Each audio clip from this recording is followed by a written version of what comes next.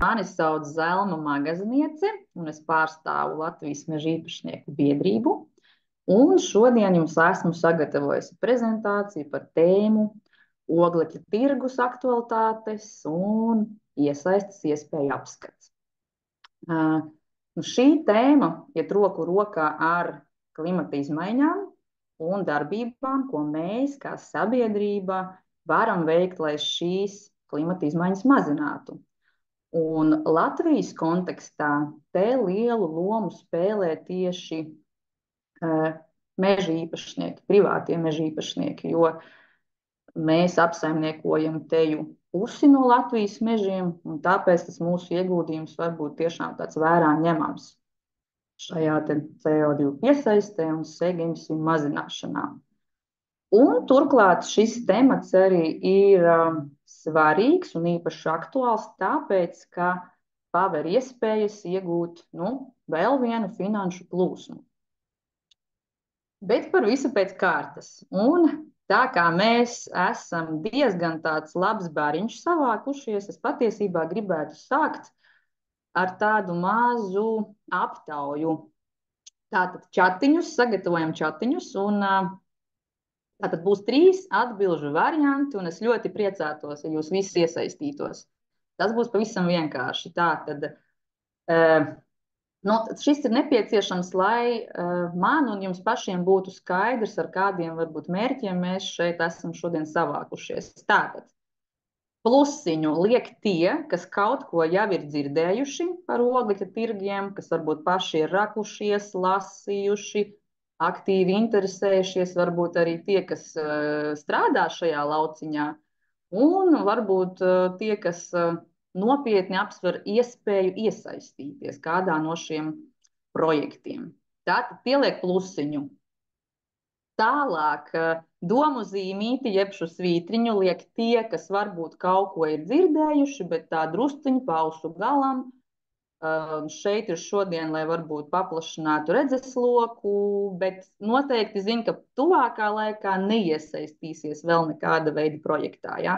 Tie liek tātad domu zīmīt strīpiņu. Un nulīti liek tie, kas neko nav dzirdējuši, un šī būs pirmā reize. Ja? Skatos čatiņu, tā ļoti interesantas atbildes, daudz plusiņi, daudz mums te ir zinoši arī, bet ir arī tātad domu zīmītes arī ir, jā, vai būs kāda nulīte, skatāmies, vai kāds neko par šo nav dzirdējis, un šī būs pirmā reize. Ir, Ralfs ir mums tas, kas mums šodien, uz ko es īpaši centīšos iedot zināšanas, jā. Tā. Jā, kādam ir pluss un arī domu zīmīte, tātad kaut kas pa vidu. Nu jā, tātad atkārtoju atkal tie, kas tikko pievienojās, varbūt nesaprot, pa ko tiek runa.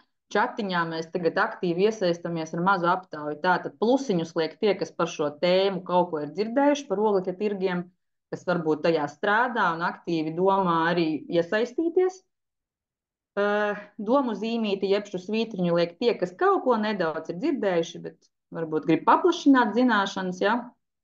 Un tātad nulīti liek tie, kam šī ir pirmā reize, kad mēs kaut ko vispār uzzinām par šo.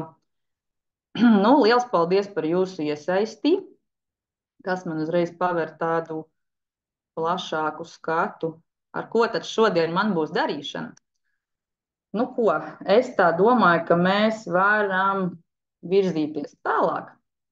Un tātad apskatīsim nedaudz šo te webināru saturisko rāmi, lai jums būtu varbūt skaidrs, kas jums ir aktuālāks, kā tad mēs šo stundu virzīsim.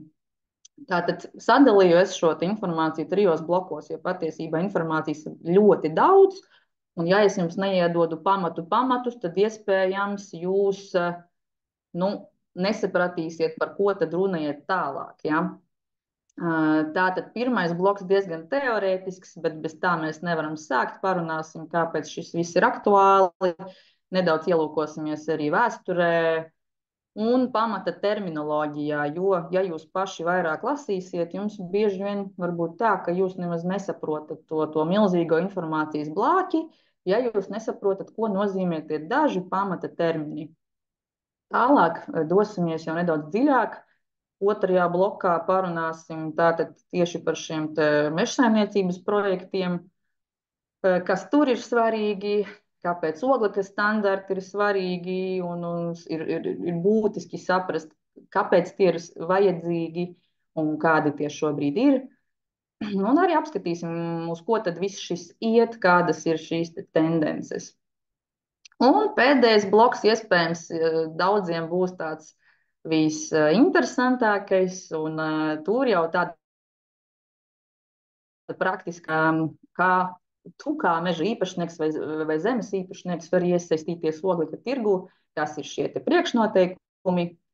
Un apskatīsim arī nedaudz šīs platformas, kas šobrīd Latvijā ir pieejamas. Iedošu jums kaut kādu pamatu informāciju, ar ko jūs tālāk varat strādāt. Un beigās nonāksim noteikti arī pie jautājumu un atbilžu sesijas, kuras savas kompetences un zināšanu robežās centīšos jums atbildēt. Vai ieteikt kādu, kas var atbildēt. Nu ko, dodamies tālāk. Un kā jau bieži vien prezentācijas sāk ar kaut ko tādu nedaudz varbūt aktuālu, varbūt nedaudz šokējošu, tad es gribētu, lai jūs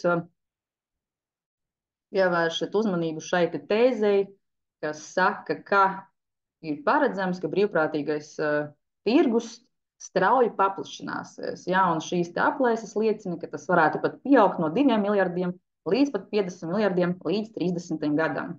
Un kas ir svarīgi, vienmēr paskatīties, kas šo te saka, ja, kas ir autors vai avots. Un tā kā šeit jūs avotu lejā varat redzēt diezgan nopietnas institūcijas, tās ir, kā piemēram Starptautiskais finanšu institūts, tāds globālais finanšu gigants kā McKinsey. Tad, uzreiz šai tēzē ir nedaudz cits svars, vai ne?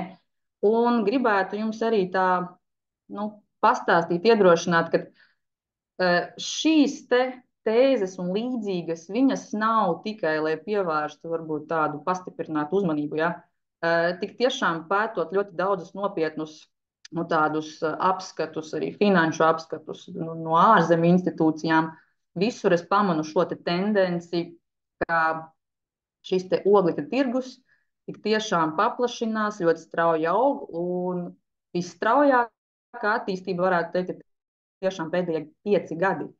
Un tas, ko paredz analītiķi, ir tas, ka patiesībā šis pieprasījums pēc oglekļa kredītiem tikai pieaugs, un pieaugs diezgan dramatiski. Un kāpēc, to mēs paskatīsimies tālākajos slaidos. Kāpēc vispār viss šis ir aktuāli? Klimata pārmaiņas, neapšaubām ir viena no mūsu gadsimta lielākajām problēmām. Un tā zinātniskā vienprātība ir tāda, ka šo globālo sasilšanu izraisa tātad šīs sega emisijas. Un, lai mazinātu bīstamo klimata pārmaiņu riskus, ir vajadzīga gan šī pielāgošanās jauniem vides apstākļiem, gan arī būtiska sega emisiju samazināšana. Un, ja sākumā debates par šo tēmu vairāk bija tādā vides un zinātnes sfērā, tad jau tas ir pārcēlies uz tādu citu līmeni, uz politisko, sociālo un arī ekonomisko jomu.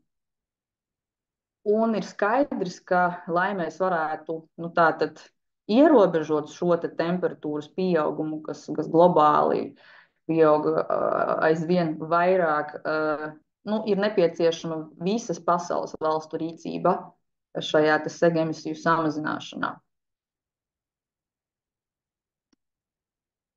Un, nedaudz par to vēsturi. Vispār, kur tad ir šis koncepts oglekļa tirgus, oglekļa kredīts radies? Tas, principā, radās tādās starptautiskās diskusijās par klimata pārmaiņām, kā labvēlīgs un politiski pieņemams mehānisms šai sega emisiju samazināšanai. Un sekojoši oglekļa tirgi ir kā viens no rīkiem, kā mēs varam sasniegt šos te globālos un arī nacionālos klimata mērķus. Nu, te jūs arī varat nedaudz redzēt tā chronoloģiskā secībā šos ļoti svarīgos notikumus. Un tad, principā, jau pasaules uzmanība pastiprināti ir pievērsusies klimata izmaiņu jautājumiem jau kopš 92. gada, ja, kad Rio de Janeiro notika pirmā ANO konference, ja, jeb šis zemes samits, kuras ietvaros tad arī tika pieņemts šis te vēsturiskais ANO lēmums izvirzīt ilgtspējīgu attīstību kā vienu no galvenajām tādām globālās sabiedrības prioritātēm. Un tad sekojoši kā vilnis bija 97. gadā pieņemtais Kyoto protokols, 15. gadā pieņemtais Parīzes nolīgums, kurš gan Latvijā tika ratificēts tikai 2017. gadā. Un tagad, kā jau mēs visi droši vien zinām, kādu tas skar darba sfērā, kādu varbūt šī ziņa sasniedz ziņās, bet tomēr mēs visi esam kaut kur dzirdējuši, ka līdz 30. gadam sega emisijas jāsamazina uz pusi un līdz 50. gadam vispār būtu jāsasniedz klimata neutralitātes mērķis, un tad jau redzēsim, vai šis vispār ir sasniedzams. Nu, un tālāk dodamies uz tādu definīciju bloku. Nu, šo te jūs paši, protams, varat izlasīt, bet, ja mēs tā īsi vēlētos pateikt, kas tad ir viens oglekļa kredīts, tad tā ir 1 tonna CO2, kas ir piesaistīta, novērsta, nu, kaut kādā veidā tā caur projektiem ieslēgta, teiksim tā.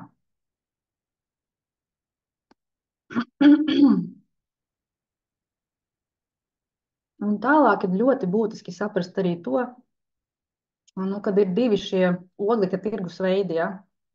Ir atbilstības oglekļa tirgus, kas ir obligātais. Kā lielākais piemērs varētu būt Eiropas Savienības šis te ETS tirgus. Un ir brīvprātīgais oglekļa tirgus, kas ir pilnīgi savādāks. Tur var iesaistīties daudz plašāks loks. Un tas ir tieši tas tirgus, par kuru mēs runājam šodien, kur jūs varat iesaistīties.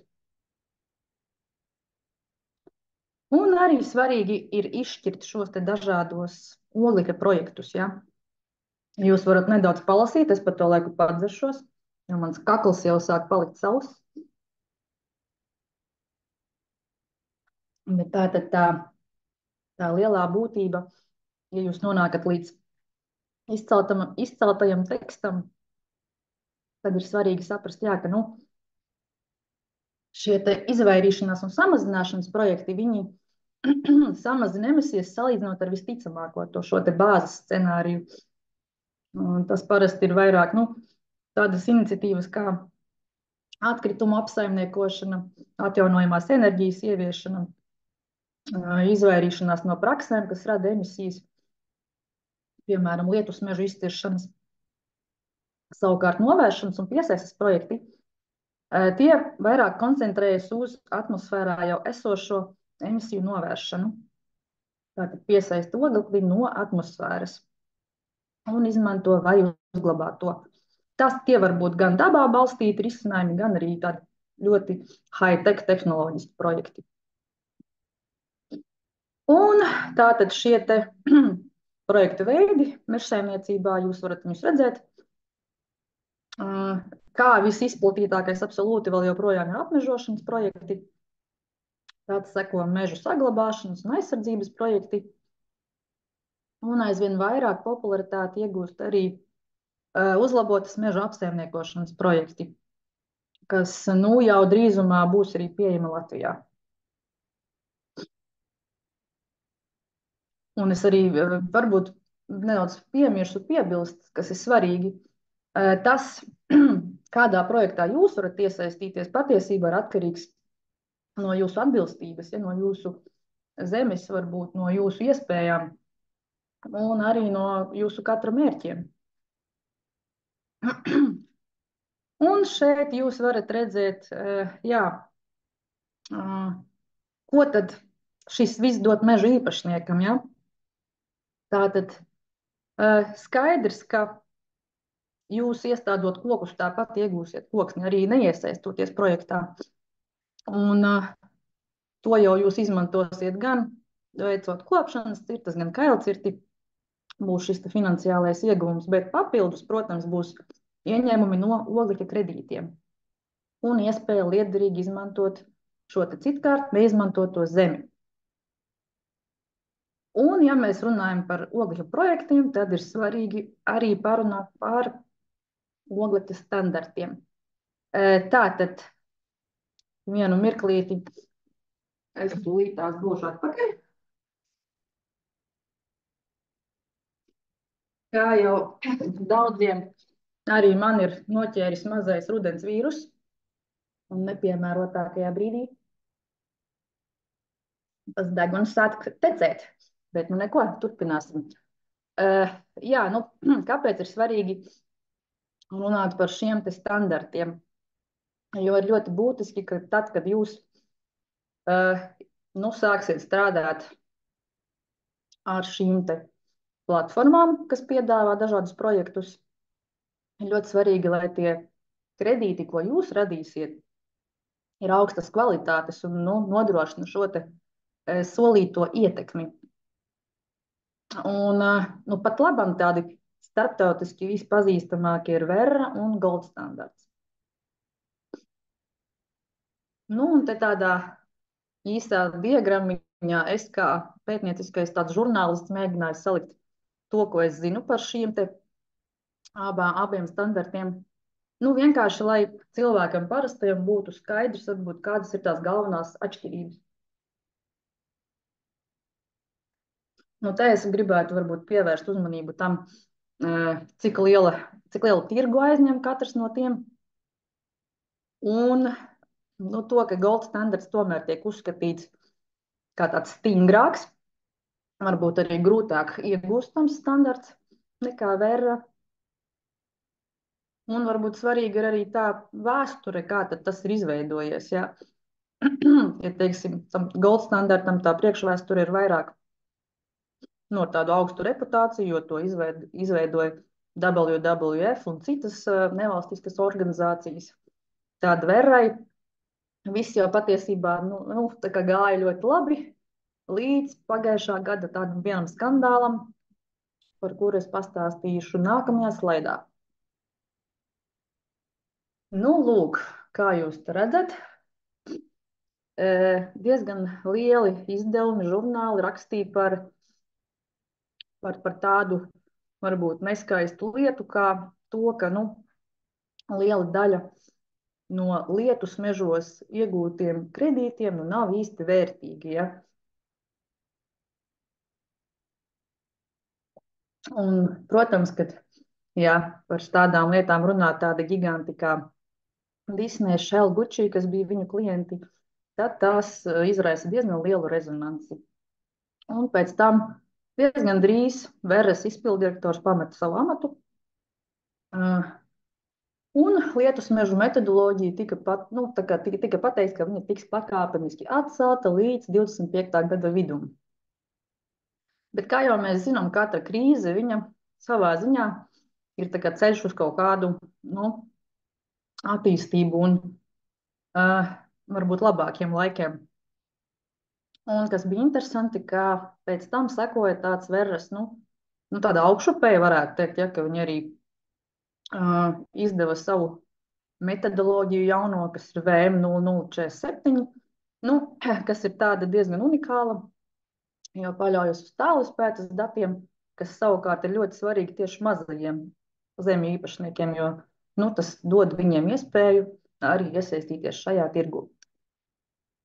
Un te tādi daži arī svarīgi fakti, tēzes, ko, protams, visus arī neminēšu, bet varbūt nedaudz par to cenu. Ja, ja jūs paši gribat nedaudz pasekot tām cenām un būt tāda lietas kursā, kas notiek, tad ir diezgan labi skatīties tiešsaistē vietnē CarbonCredits.com. Un ir svarīgi saprast, ka, ja jūs lasīsiet par šīm cenām, atbilstības tirgus cena nekad nebūs tāda kā brīvprātīgā tirgus cena. Ja? Uz to lūdzu vērst uzmanību. Un, protams, ka to cenu ietekmē dažādi faktori. Projekta kvalitāte, veids, vecums, arī geogrāfiskā atrašanās vieta.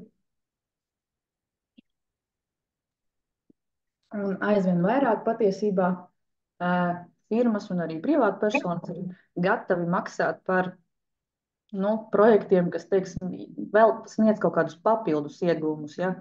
Piemēram, palielina bioloģisko daudzveidību mežos vai sniedz arī kaut kādus sociālus labumus. Un kā šis te oglekļa tirgus varētu attīstīties? Skaidrs, ka jau no viena no pirmajiem slaidiem jūs saprotat, ka tā tendence ir tāda, ka viņš attīstās un diezgan strauji attīstās. Te diezgan daudz arī fakti, kas liecina par to no dažādiem avotiem. Bet varbūt svarīgi ir tas tāds pēdējais punkts. Šī gada pirmie 6 mēneši, viņi parādīja, ka arī pēc tādas mazas krīzes, kas bija 23. gadā, tomēr cenas ir stabilizējušās un ir arī tāds spēcīgs nākotnes pieprasījums.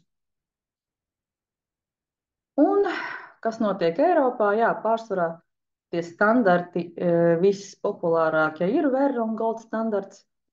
Un nevarētu teikt, ka būtu tāda ļoti plaša mežsaimniecības oglekļa tāda pārdošana. Viņa īstenībā tikai iegriežās vēl šajos pēdējos gados. Un tas cenu diapazons arī nav pārāk liels. Bet var arī teikt, ka ir ļoti augstas prasības mūsu tirgū pret šiem kredītiem. Un mūsu kredīti noteikti ir daudz vērtīgāki nekā tie, kurus, teiksim, saražo kaut kur Āzijā, Lietuvas mežos vai Latīņamerikā.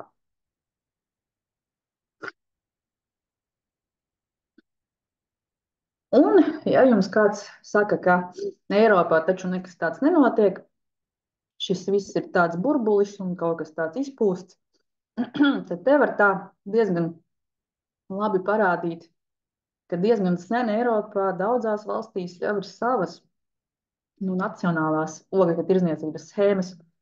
Un viens no tādiem ļoti labiem piemēriem ir Francijā, kur ir šis label Baskarboni, kas ir tieši viņu tirgumu pielāgots, tā kā schēma ar viņu projektiem, un kur jau labu laiku vietēji francūži iesaistās un saņem diezgan labas naudiņas par to. Somija ir arī tāds labs piemērs, tur, teiksim, ļoti iesaistās pašvaldības un tad veic šos te projektus uz savām platībām, tādējādi iegūstot arī papildus līdzekļus savam budžetam. Pasaulē var teikt tā, ka Ķīna un ASV, protams, ir lielākie emitētāji, bet viņi arī diezgan daudz cenšas darīt lietas labā. Viņiem īsti nav izējas, vai ne? Un standarti gan tur ir tie paši, ko es jums nosaucu, bet ir arī savi vietējie, tīpaši Amerikā.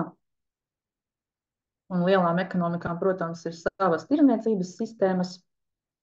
Un ir nemitīgi pieaugošs pieprasījums pēc oglekļa kredītiem. Es nevarēju neielikt šo leģendāro slaidu ar Schwarzeneggeru, jo viņš jau nebija tikai kultūrists, bet, kā jūs ziniet, arī Kalifornijas gubernators. Un mūsu tēmā tas ir diezgan tā svarīgi, jo viņš bija tas, kas parakstīja šo te likumprojektu, kas bija ļoti slavens patiesībā klimata tādā vidē. Viņš padarīja Kaliforniju par pirmo štatu, kas ierobežoja sega emisijas ASV, jo pārējā Amerikas daļa bija diezgan tāda infantīla pret šiem te projektiem. Un ASV arī, ja mēs skatāmies ziemeļu daļu, tad tur ir arī diezgan daudz labu piemēru tādā pašvaldību līmenī.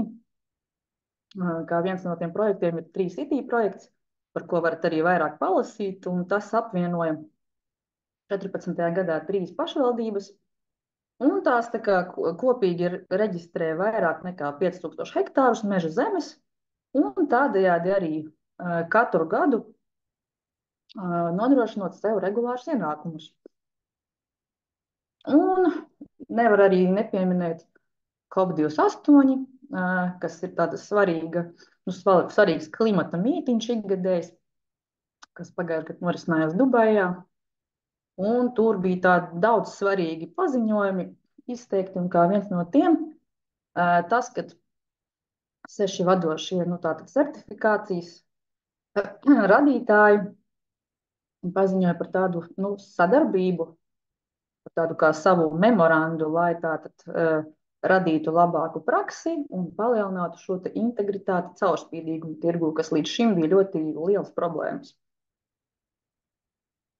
Un kas ir interesanti, ka Singapūras centrālās bankas vadītājs ir vienisprātis ar Eiropadomes priekšsēdētāju Šarlu Mišelu, ka šīs te cenas, nu, viņas būtu patiesībā jāceļ augšā, lai nodrošinātu nu, šī te tirgus tādu funkciju, kāda tā bija paredzēta pašā sākumā.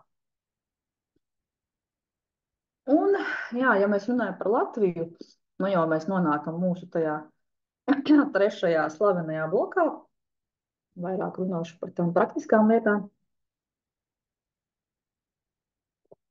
Nu, kā mēs zinām, klimata mērķi, kas tika izvirzīti tam periodam pirmajam, ja, kas bija 13. līdz 20. gads, tie ir sasniegti.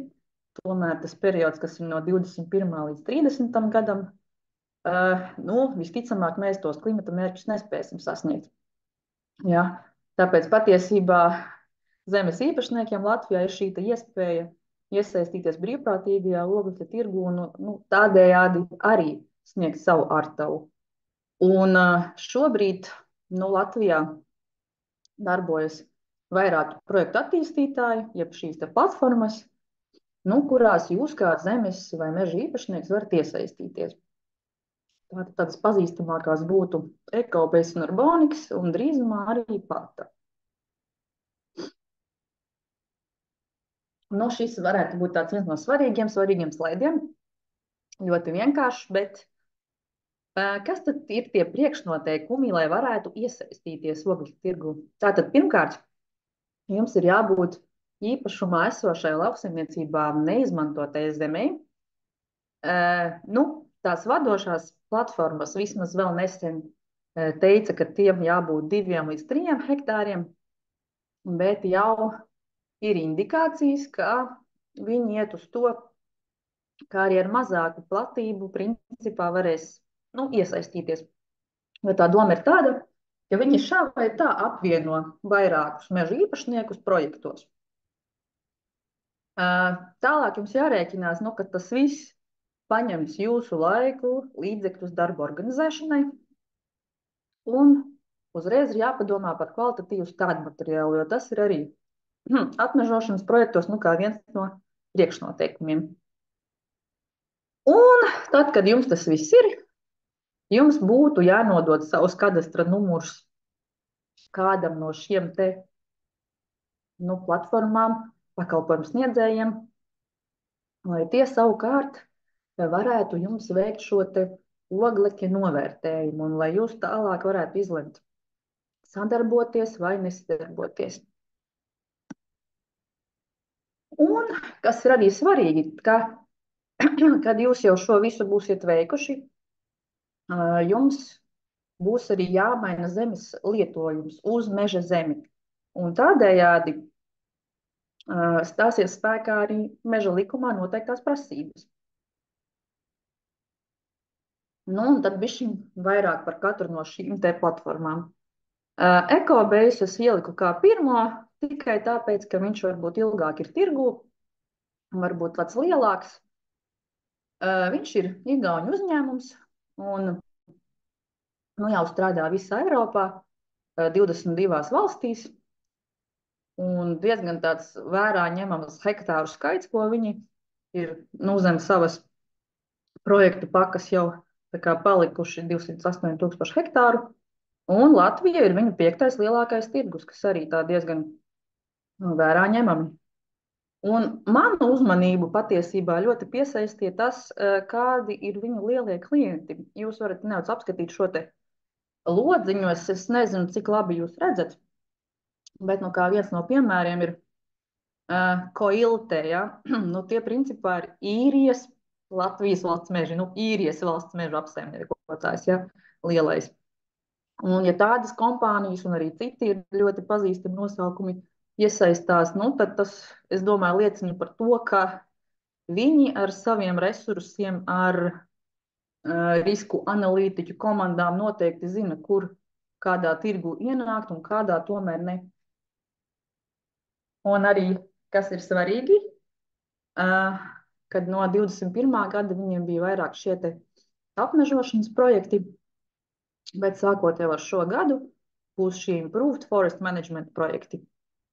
Ko tas nozīmē? Tas nozīmē, ka varēs iesaistīties arī tie mežu īpašnieki, kuriem mežs jau ir augošs, ja, ka tev nevajag neko no jauna stādīt, kas varbūt ir tāds liels arguments daudziem. Tur tā būtība ir tāda, ka tie projekta veidi ir diezgan dažādi, bet, piemēram, tas varētu būt, ka jūs paildziniet savas skujkoku mežu rotācijas, ja, vienkārši ilgāk tas mežs aug, vai, piemēram, tā varētu būt tādu mazvērtīgāku auģu nomaiņu, piemēram, baltalksnis vai hibrīda apse. Jūs nomainat uz kaut ko, kas ir tomēr, jaukts mežs. Tāda veida tie projekti. Tālāk, Arbonics.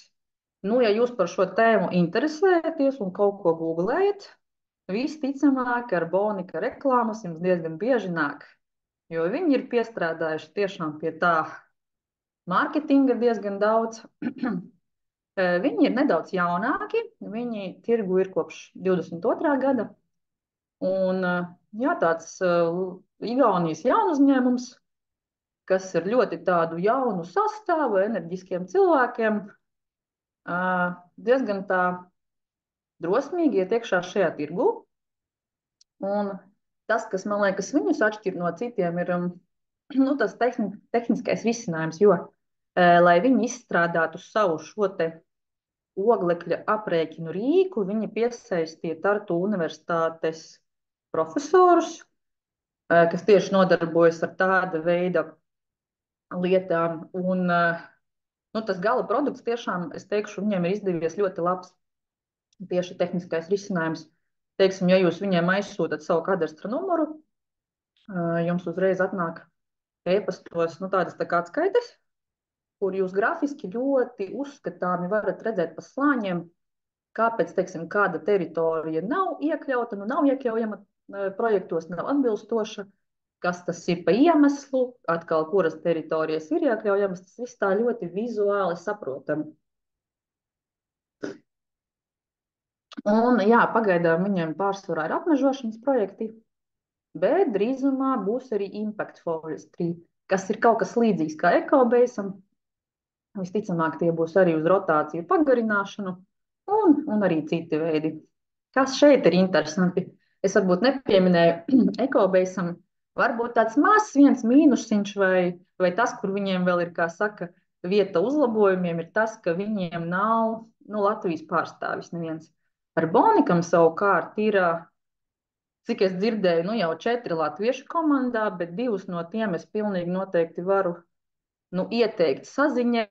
Te ir viņu e-pasti, ļoti atsaucīgi puiši, kas atbildēs uz visiem jautājumiem, izglītoti mežinieki, izglītoti arī finanšu eksperti. Tā ka, jebkurā gadījumā varat mēģināt sazināties ar viņiem, jo vismaz cilvēkiem, kam varbūt ir tā valodas barjera, ja, varbūt labāks variants ir, protams, ar jums var sazināties dzimtajā mēlē. Un, te tāds mazais arī mans platformas salīdzinājums. Ļoti nefokusējieties uz tiem hektāriem, jo tie skaitļi gan ir tādi, viņi mainās ļoti ātri, un te es drīzāk ieliku tādus aptuvenos, kas varētu būt uz šo brīdi, bet viņi noteikti nav superprecīzi. Bet tādam ieskatam, lai jūs saprastu to apmēru, protams, tas nodara. Un, tad arī tas minimums hektāru, tas bija pirms gada. Es pieļauju, ka šogad varētu būt tā, ka, viņi ir pielaidīgāki, jo līdz ko paliek vairāk klientu vai lielāks klientu loks, viņiem ir vieglāk apvienot, iekļaujot projektos tos īpašniekus. Un kas ir interesanti, tie 10%, tas ir tas, ko viņi, nu, vismaz tā viņiem abiem ir tajos līgumos noteikts, ja, ka tā ir tā daļa, kā komisija, ko viņi paņem par savu darbu, par to visu garo projektu rakstīšanu, verificēšanu, certificēšanu un tā tālāk. Nu jā, tā ka tas ir tāds, ja salīdzina abus igauņus, tur jau, protams, jūsu izvēle, vai ne? Ar Boniks varbūt tādi jaunāki, bet tādi dinamiski, ļoti atvērti, labs tehniskais risinājums. Latvieši komandā, atkal ekobēs ir tādi, varbūt ilgāk tirgu, jau tālāk tikuši ar visiem verifikācijas procesiem. Nu, bet jā, viņiem nav sava latviešu cilvēka, bet jebkurā gadījumā ļoti jā, plaši strādā visā Eiropā. Un nevaram nepieminēt arī mūsu vietējos. Ja nu kādam galīgi negribas sadarboties ar igauņiem, tad ir iespēja sadarboties arī ar pašmāju latviešiem. Man liekas, Aiva Lapiņa mums arī šobrīd ir starp mums. Tā ir dāma, kas šobrīd ļoti nopietni nodarbojas ar šo te oglekļa tirgus attīstību tieši caur patas uzņēmumu. Bet ir jāsaka, ka, jā, ka viņiem tā visa aktīvā darbība visticamāk būs tuvāk šī gada beigām vai 25. gada sākumā. Tā ka droši, ja jums, teiksim tā, nav degoši, varat pagaidīt, uzzināt no Aivas varbūt, kādas būs šīs te iespējas, painteresēties un tad jau nākamā gadā droši strādāt ar vietējiem. Nu, mēs esam diezgan raiti tieši laikā nonākuši pie jautājumu atbilžu sesijas un skatīsimies, vai jums ir kāds jautājums. Mēģināšu atbildēt, ja būs tādi. Jā, paldies, Dēl, man liekas, ka tāda skaidra stāstība, tā kā droši tērtētavā likt jautājumus, un tad jau Dēlma atbildēs, ja arī noteikti vēlāk, arī e-pastā noteikti Dēlma var atbildēt. Jā, izskaties, ir dienā. Jā. Vai ir zināms, vai ar Boniku piešķir kredītpunktus visa projekta garumā? Ir dzirdēts, ka kredītpunkti tiek piešķirti tikai līdz attiecīgam vecumam, piemēram, 30 gadus. Nu, man šķiet, tas ir perfekti, ka mums šobrīd audiencē mūsu ir arī cilvēks no Arbonika, kurš varētu atbildēt. Es gan teiktu uz šo jautājumu, ka tie kredīti, viņi jau, cik es zinu, tiek izsniegti visa projekta garumā, manuprāt. Nu, tur ir attiecīgi viss ir atkarīgs no tā, cik lielu šo te projekta termiņu jūs parakstat līgumu, jo tur arī ir variācijas. Bet principā, kamēr šis te mežs pieaug un kamēr nav sasniegts projekta beigu laiks, jūs attiecīgi varat saņemt šos te kredītus. Un tur arī ir interesanti, ka ar tiem kredītiem ir tā, ka tur ir varianti, kā jūs viņus izmantojat. Vieni, teiksim, izvēlas uzreiz viņus transformēt naudas formā. Cits variants ir tāds, ka, teiksim, uzņēmumi dažreiz dara tā, ka, ja viņi paši ir kā šie te, teiksim, projektu īstenotāji, viņi šos kredītus patur paši sev tādā veidā, tā kā uzlabojot savu šo te oglekļa bilanci, ja. Ir arī tā, ka kredītus tu kā īpašnieks vari paturēt, bez maz vai tā kā bankā nogaidīt un pārdot vēlāk. Tur tie varianti ir diezgan daudz patiesībā, ko tu vari darīt. Un es skatos arī, varbūt. Jā. Papildināšu, Zelma, perfekti noraksturots, kā tas šeit darbojas. Paldies!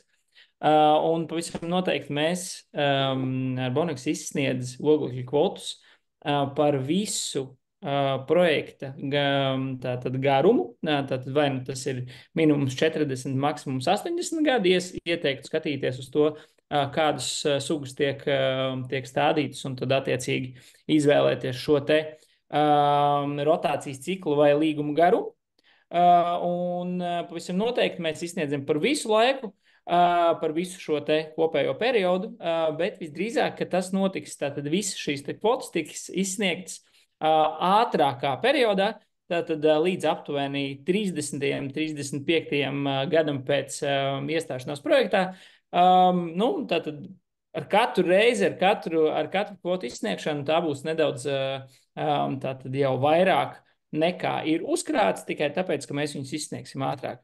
Līdz ar to nav jāreizējās, visas kvotas, kas ir kopējā periodā saražotas, tiks izsniegts un ātrāk nekā visa līguma garumā. Jā, paldies, Jāni, ka tu iesaisties. Uzreiz tā saruna ir daudz dzīvāka, tāda dinamiskāka, un es domāju, tik daudzi no klausītājiem arī tev varbūt vēl kādu jautājumu uzdos. Man patiesībā ir viens jautājums vēl tev, Jāni, uz ko es it kā zinu atbildi, bet ko es zinu, ka daudziem tas interesē, varbūt kāds nav pamanījies uzdot. Kad sākat jūs kā ar Boniks izmaksāt pirmos kredītus? Kāda ir tā doma? Jā, tā doma ir, nu, tātad, balstoties uz metodoloģiju, kvotas tiek izsniegtas aptuveni 5 gadus pēc tātad iestādīšanas. Jo tas ir tas laiks, kuram ir jāpaiet, lai šī te jaunaudze tiktu tātad nobriestu, un mēs varētu aprēķināt pirmo uzkrāšanos. Līdz ar to tas periods ir aptuveni šie 5 gadi, un tie 5 gadi arī ir tas cikls, kādā mēs vairāk vai mazāk aprēķinam šo te oglekļa kvotu uzkrāšanos un arī izmaksājam šīs oglekļa kvotas. Atgriežoties pie vēras metodoloģijas, tas ir ierakstīts tur, kad ne vēlāk kā ik pēc 5 gadiem vai ātrāk. To mēs cenšamies saprast un izdomāt, kā mēs to varētu darīt ātrāk, lai katrs tātad zemes īpašnieks, kas ir iesaistījies projektā, varētu saņemt šīs te kvotas pat ātrāk nekā ik pēc 5 gadiem. Jā, paldies, Jāni, ļoti izsmeļoši. Nākamais jautājums arī tāds, kas patiesībā mani pašu ļoti interesē, kādu procentu tātad šo te interesi piedāvās pata. Lūk, tas ir tas, kas vēl nav pieejams publiski, tā ir informācija. Bet Zelma Aida ir Latvija pieslēgusies, tā kā varbūt viņa var. Nu jā, tā bija man nākamā doma, kad Aiva pati ir izstāstījis, jā. Sveiki visiem! Tie noteikti nebūs 10%, kā piedāvā Arbonics vai Ekobase, tie noteikti būs lielāki procenti, bet precīzi procentu skaitu mēs šobrīd uz doto brīdi pateikt nevaram, jo mēs vēl izstrādājam un redzēsim, kāds būs mūsu ieguldījums. Līdz ar to, tad, kad produkts nonāks pie lietotājiem, tad arī būs zināms precīzi šī procentu iesaiste, bet tas, ka tie nebūs 10%, tas ir pilnīgi noteikti. Ļoti vērtīgi šo zināt. Paldies, Aiva. Tā, ejam tālāk. Mārtiņš Strons, mūsu zināmais zemnieks. Tātad ir mūsu apbēris ar ļoti daudz jautājumiem. Nu, sāksim ar pirmo. Vai ir kādi kritēriji par to, lai netiktu apmežotas labas lauksaimniecības zemes? Nu, cik es zinu, tad šis vispār pat nav iespējams, jo, nu, man liekas, gan ar Bonika, gan Ekobase tajos tehniskajos rīkos, kur jūs ievadat savu kadastra numuru, uzreiz tiek atšķirotas, kuras tad ir šīs projektam piemērotās zemes un kuras nav. Jebkurā lauksaimniecības zemē noteikti nedrīkst veikt šīs darbības, jo to principā diktē arī šie te standartu tādu kā Verra un Gold standarti, šie te pamatprincipi, kad lauksaimniecības zemē labai un auglīgai, protams, ir pamatā jākalpo pamatmērķim, vai ne? Un, ja es drīkstu pieminēt, tad arī pirms iesaistīšanās projektā zemes īpašniekam būtu vēlams pārbaudīt pie pašvaldības, vai šī zeme ir atbilstoša transformācijai no lauksaimniecības zemes uz meža zemi. Un tad šajā punktā arī visdrīzāk būs šis te filtrs par to, vai šī zeme ir pietiekoši kvalitatīva un atbilstīga projektam. Visdrīzāk, tātad tur jau arī mēs redzēsim. Jā, tas tieši tā arī ir. Paldies par komentāru. Tālāk, Mārtiņš Reķis mums jautā, vai no platībām der tikai neizmantota lauksaimniecības zeme, bet vai der arī krūmāji, pārplūstoši klājumi, dzīvnieku lauces? Ļoti labs jautājums, jo šeit vienmēr ir tāda mazliet neskaidrība man šķiet pat tiem, kas strādā šajā lauciņā, ja, kas ir šie darbinieki platformās. Nu, cik es zinu, krūmāji man šķiet arī klasificējas, un vai tik nebija tā, ka laucis arī. Bet nu, tagad, es domāju, Jāni, tu vari pakomentēt, jo tu dienā ar šo nodarbojies. Jā, pavisam noteikti šīs teritorijas var tikt iekļautas. Kā es minēju, mūsu GIS sistēma atfiltrē vairākus slāņus.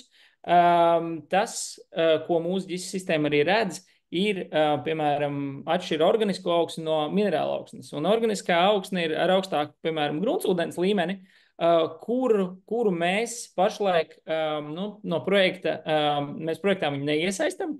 Viena liela apsvēruma dēļ, tātad CO2, ja ogleklis minerāla augsne, organiskajā augsnē uzkrājas savādāk, un līdz ar to nebūtu labi likt šīs te divas augsnes kopā, un līdz ar to šī oglekļa kvotu izsniegšana arī būtu ne tik efektīva. Viņa būtu mazāka, jo CO2 uzkrājas lēnāk šajās te organiskajās augsnēs. Līdz ar to daudziem cilvēkiem ir neizpratni, kādēļ šīs te divas augsnes izdala. Bet tas ir tikai tam, lai neliktu visas būciņas vienā maisiņā, bet organiskajām augsnēm mēs taisīsim atsevišķu projektu. Kad tas būs uz doto brīdi, nevaru pateikt, taču šīs te tātad organiskās augsnes vietas, kas ir mitrākas, kaut kādu kūdrāju, piemēram, varēs tikt iekļaut projektā. Tam būs atsevišķs projekts, ar atsevišķu pieteikšanos, atsevišķu aprēķins, un cilvēkiem pavisam noteikti būs iespēja tur piedalīties. Un arī papildinot šo te tematu par kūdrājiem, jā, tas ir īstenībā diezgan tāds karsts temats, jo, cik es arī sapratu no daudzām diskusijām ar zinātniekiem, pētniekiem, ka nav īsti pamatojuma Latvijā it kā neapmežot šīs te zemes uz kūdras augsnēm, vai ne? Bet tā kā ļoti bieži šie standartu izstrādātāji ir no citām zemēm, kur ir pilnīgi citi klimatiski apstākļi, vai ne? Viņiem šī izpratne par kūdru nav gluži tāda kā mums, un tad ir tā kā cīņa, iekļaut, neiekļaut, kāpēc, mums vajag argumentus, bet cik es zinu, tāds mums ļoti Latvijā pazīstams pētnieks, silavietis Andis Lazdiņš, viņš saka, ka principā viss iet uz to, ka kūdras augsnes, kad drīzumā viņas varēs apmežot. Labi, nevar teikt drīzumā, šis ir ļoti stiets iedziens, bet viss iet uz to, kad arī zinātniskie pamatojumi, viņi principā, uzreiz ir tādā neatbilstībā, kāpēc gan neatļaut, vai ne? Tā. Ļoti ceram arī uz metodoloģijām, un mēs pie viņām arī strādājam un pētam. Līdz ar to, jā. Bet es pieļauju, Jāni, ka tas ir arī diezgan grūts darbs to pašu Verra institūciju pārliecināt, vai ne? Kāpēc mūsu apstākļos šis te, teiksim, darētu, vai ne? Pavisam noteikti, ka tas ir grūts darbs, un ņemot vērā, cik mēs esam ieguldījuši laiku un cik mēs tālu esam tikuši kā uzņēmums, lai mēs varētu šos certifikātus izsniegt. Mums ir bijuši auditi šeit uz vietas, cilvēki ir braukuši no tālām zemēm, un mēs esam rādījuši mūsu cilvēkus, kas ir iekļāvušies projektā, un esam bijuši uz viņu zemes, un tas ir ļoti laikietilpīgs, es teiktu, smagnējs process, bet tādam viņam arī būtu jābūt, lai atfiltrētu to, kas šeit dzenas pēc ātras, lētas naudas, un projektu veicējs, kuri nav nopietni un kuri nav gatavojušies ilgam procesam, un jā, līdz ar to process ir garš, ir tīpaši veikt kādas korekcijas vai pierādīt to, kas mums ir svarīgs tieši lokāli, ir grūti, bet nav neiespējami. Un mēs to darbu daram, līdz ar to ceru, ka laiks būs mūsu partners labs. Jā. Nē, varbūt šeit bija jautājums arī par, jūs runājat par krūmājiem, vai purvus varēs iekļaut. Tas ir viens jautājums no beidzamiem, bet varbūt šeit ļoti labi iederās. Vai purvus. Tas būtu varbūt jautājums, ko uzdot mūsu meža ekspertam, taču domāju, ka purvi tā būs atsevišķa daļa, kurus apmežot kā purvu apmežot varbūt būtu tāds izaicinājums.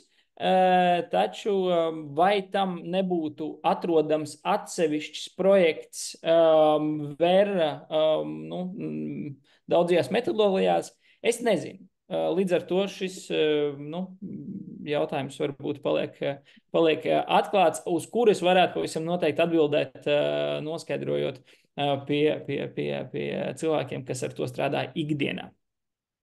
Es atbildētu droši vien, ka tuvākā laikā noteikti nē. Tīrais tā apsvēruma, ka purvai tās jau ir diezgan tādas specifiskas ekosistēmas, ja? Un tur ir jautājums uzreiz par to sugu daudzveidību, ja? Kas ir it kā prioritāte visam šim mūsu pasākumam, ja? Neiznīcināt jau tās dzīvotnes, ekosistēmas, kas ir būtiskas bioloģiskai daudzveidībai.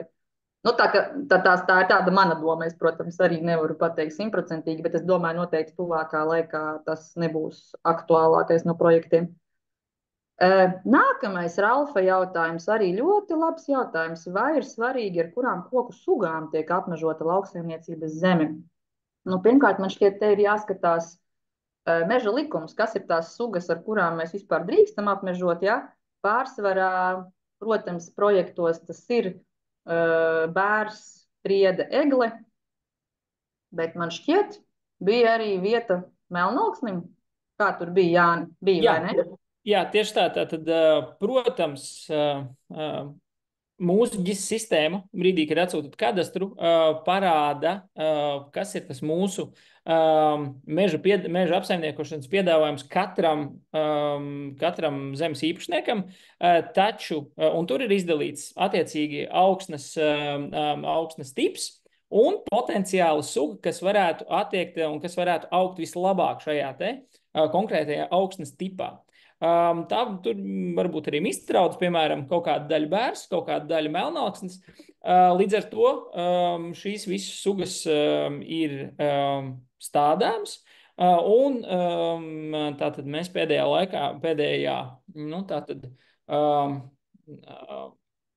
diskusiju rezultātā esam nonākuši arī pie tā, ka mēs izskatām baltaukšņa iekļaušanu projektā, protams, ar niansēm un ar meža apsaimniekošanas plānu, un tāpatās kā meža plantācijas arī ar meža apsaimniekošanas plānu var tikt iekļautas. Līdz ar to, sugas ir visas, kas ir ierakstītas Latvijas meža likumā. Tieši tā, un atcerēsimies arī to vienu faktoru, ka jums, pirms jūs vispār izdomājat, kas tad tā būs pa koku sugu, ko es stādīšu, pirmkārt jau jāskatās, kādi jums ir tie augsnes apstākļi, un otrkārt, kāda vispār ir reālā iespēja dabūt stādus, vai ne, jo, kā mēs zinām, vēl nesen, es zinu, teiksim, to pašu bērzu vajadzēja gadu iepriekš pasūtīt, ja? Tie visi apsvērumi, protams, ir jāņem vērā. Vai visi uzņēmumi izmanto vienotu metodiku oglekļa aprēķiniem? Te atkal ir tas stāsts, ka atkarīgs ir no šī standarta, ko izmanto. Ja teiksim, Arbonics un Ekobejs abi ir zem šī Verra standarta, tad viņiem ir attiecīgi Verras metodoloģijas, bet atkal konkrētā projekta metodoloģijas, ja? Bet rekur, kā mēs te noskaidrojām, mūsu pašmāju uzņēmums Pata, viņi atkal startēs ar gold standartu. Es jau pieļauju, ka tur ir nedaudz savādāk, vai ne, tās metodoloģijas atšķirsies. Jā, un, ja es drīkstu piemetināt vienai Verrai varbūt vairākas tātad metodoloģijas, pēc kā strādāt, un uz doto mirkli tātad Arbonics tieši iet uz šīs te pašas jaunākās un pašas, tādas, es teiktu, striktākās metodoloģijas ieviešanas, bet tas nozīmē, ka zemes īpašnieks, kas piedalīsies, viņam ir visskaidrākie spēles noteikumi, un arī vislielākā iespēja saņemt visaugstākās kvalitātes šos te oglekļa kvotus, jo vecāka metodoloģija, jo es negribu teikt mazvērtīgāki, bet ar jauno metodoloģiju šīs te kvotas būs pavisam noteikti daudz tādas pievilcīgākas gala pircējiem. Līdz ar to būtu arī jāpajautā katram no projektu veicējiem, kāda ir attiecīgā metodoloģija, kurā jūsu projekts tiek virzīts. Tieši tā, un tad jau jūs paši patiesībā varat palasīt vairāk, jo Verras mājaslapā ir ļoti plaši šie te apraksti, ko katra metodoloģija nozīmē un tā tālāk. Jā, atkal jautājums no Mārtiņa Trona. Tātad, vai Igaunijas uzņēmumi nepiedāvā iespēju oglekļa programmā startēt arī ar lauksaimniecības platībā, sējot starpkultūras, veicot minimālu apstrādi? Pirms tu, Jāni, atbildi, cik es zinu, lauksaimniekiem vispār ir savi šie te projekti, ir savas platformas, vai ne? Vai tik nebija tas e-agronomu un vēl citi, kas vēl bija pat ātrāk mūsu tirgu vēl pirms visiem šiem te mežu projektiem un uz mežu balstītiem šiem te risinājumiem, platformām. Jā, varbūt tev ir vēl kāds komentārs par šo. Precīzi, tieši tā arī ir, un šeit arī mēs nodalām, mēs sadalāmies kā oglekļa projektu veicēji lauksaimniecības, labai lauksaimniecības zemē, kas tiek,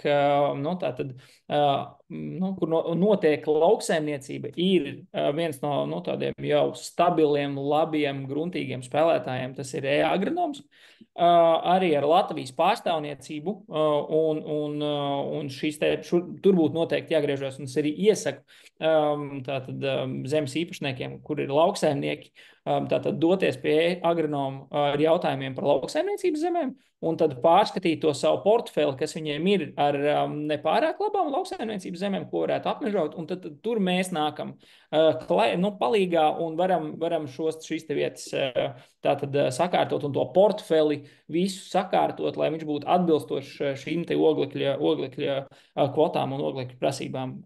Jā. Paldies, jā, un kādā veidā tiks veikta faktiskā platība uzraudzība, piemēram, pēc kalkulācijām 1 CO2 apjoms akumulēts, bet dabā vairāk sanāk. Cik es zinu, vismaz līdz šim bija tā, ka tas monitorings arī reāli, vismaz tie pirmie monitoringi notiek reāli jūsu audzē. Jo tas bija svarīgi redzēt, ka tie koki ir ieaugušies, ka notiek tātad biomasas palielināšanās, bet cik es saprotu, Jāni, no šīm te Verras jaunajām metodoloģijām, kā šobrīd aizvien vairāk ir uzsvars tieši uz šīm te tālispētes tehnoloģijām, vai ne?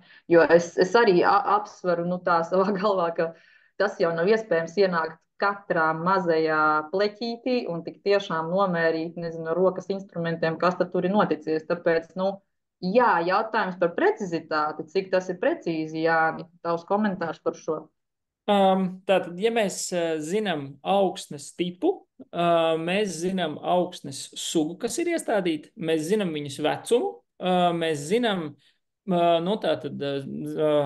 zemes īpašniekiem ir jāiesniedz arī kaut kāds tāds neliels pārskats vai viņu konkrētajā jaunaudzē notikusi kāda liela izmaiņa no tā vidējās temperatūras slimnīcā, ja es varu tā teikt. Līdz ar to, ja šādi ja viss ir notiek atbilstoši tam standartam, tad principā mēs redzam un mēs spējam aprēķināt ar šiem te ļoti precīziem satelīta datiem un arī konkrētiem aprēķiniem, kas ir balstīti uz atsevišķiem tādām kontrolvietām. Es neiešu tagad, neieslīgšu detaļās, jo es varu par to runāt stundām, bet tāpēc droši arī interesanti var atrast manu telefonu numuru, man uzzvanīt, un mēs par to varam parunāt.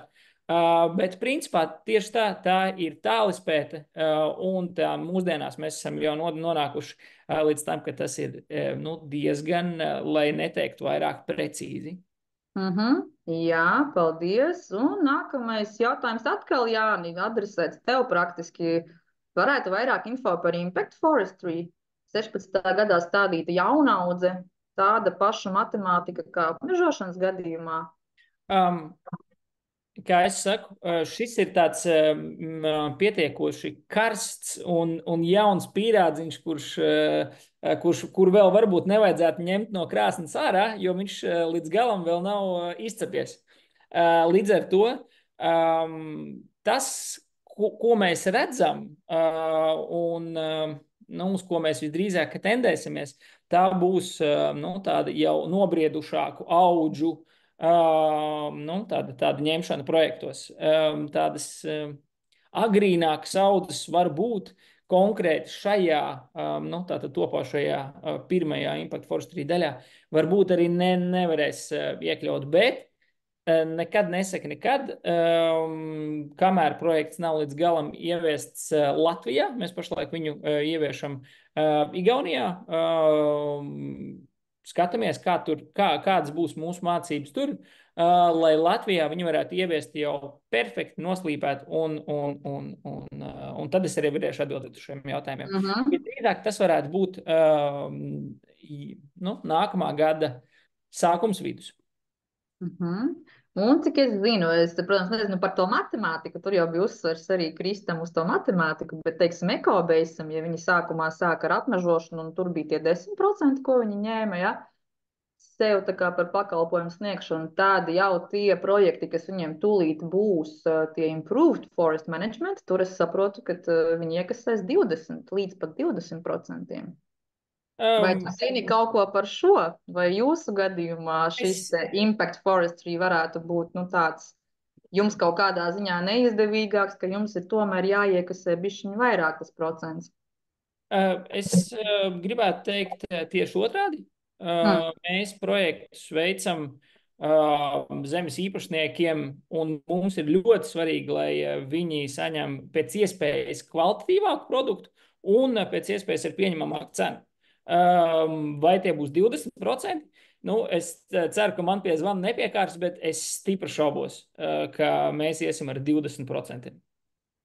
Labi. Tā, mēs, draugi mīļi, esam ļoti jau te pārkāpuši visus mūsu laikus, bet es domāju, atbildēsim vēl uz šiem te jautājumiem palikušiem. Tātad, purvus arī varēs iekļaut šo. Mēs tā kā atbildējām jau, ka visticamāk, ka tuvākajā laikā vēl tā kā nē, jo tomēr tur ir diezgan specifiskas dzīvotnes, un tas ir jautājums atkal par dabas aizsardzību. Kaspars Uztups mums jautā. Ja Arbonics projekts ir sācies 22. gada pavasarī, vai tajā var likt platības, kuras ir dabiski apmežojušās no 22. gada? Jā, atbildēšu uz šo jautājumu. Tātad 3 opcijas, kā var piedalīt ar iztraudzi, kādi, var sekot, jāizkopī, un tad jūs varat nākt projektā. Un tātad 3. ir no 2022. gada stādīta jaunaudze, kura ir vai nav transformēta par meža zemi vai meža plantāciju. Līdz ar to atbildot uz jautājumu, dabiski apmežojies no 2022. gada, ja tas ir liss, tad šis te sūtat kadastrus, mēs izvērtēsim, ir kaut kādas vietas, kuras var tikt iekļautas dēļ vai nevar tikt iekļautas dēļ kaut kādiem atsevišķiem kritērijiem, bet kopumā, jā. Tā kā es teiktu, droši vien tas, tā labā praksa ir tāda, ka ja jums ir tiešām kaut kāds specifisks jautājums par savu konkrētu īpašumu, laikam labākais variants ir sūtīt to kadastru un noskaidrot, ko tad saka jūsu šīs sistēmas, ja? Precīzi, tas būs visvienkāršākais un ātrākais veids, kā zemes īpašnieks uzzinās visu, kas ir saistībā ar oglekļa piesaisti konkrēti viņa gabalā. Un komentāri droši vien, ka nedaudz arī palīdzēs. Ko esam nobeiguši šo te jautājumu sesiju, esam drusciņi pārtērējuši laiku mums atvēlēto stundu, bet es gribētu pateikt milzīgu paldies lielajam dalībnieku skaitam. Tiešām vairāk kā 50 cilvēki noturējās līdz pat beigām, klausījās, kas nozīmē, ka temats tiešām ir aktuāls. Un vēl liels paldies tiešām Jānim un Aivai jūs kā nozares profesionāļi arī bijāt šeit, un mums tā pilnīgi neplānot izvērtās ļoti laba diskusija. Paldies, Zelma. Tas apbrīnojam, ka ir šis spēks dzīt šo visu uz priekšu, ne tikai mums, bet arī jums. Paldies liels! Jā, paldies visiem par klausīšanos!